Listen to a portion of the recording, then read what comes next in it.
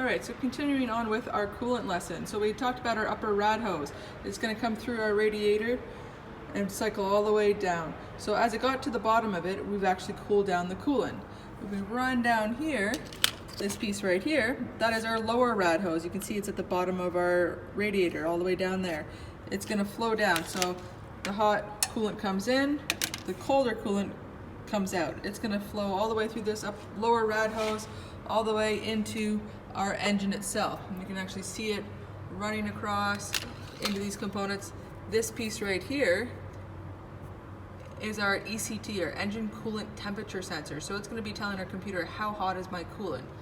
That helps me gauge when do I open or close thermostats, or when is the thermostat going to open or close if it is an older design.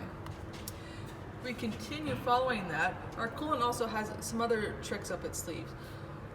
If you follow this along here, these two hoses, that one and the one below it, those are called heater core hoses. Their job is actually to heat up the inside of the car. So when you turn your dial to nice and warm and toasty, this is when the coolant is actually going to flow inside there.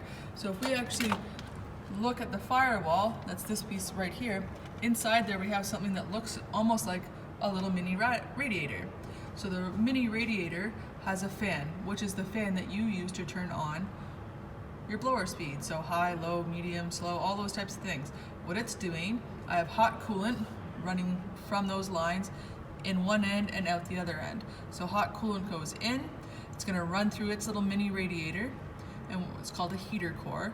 That heater core gets blown on by the fan that you operate. So same idea, it's blowing on your hot soup. But what happens is when it blows on top of the hot soup, or our coolant, that hot air blows into the inside of our car, keeping us nice and warm.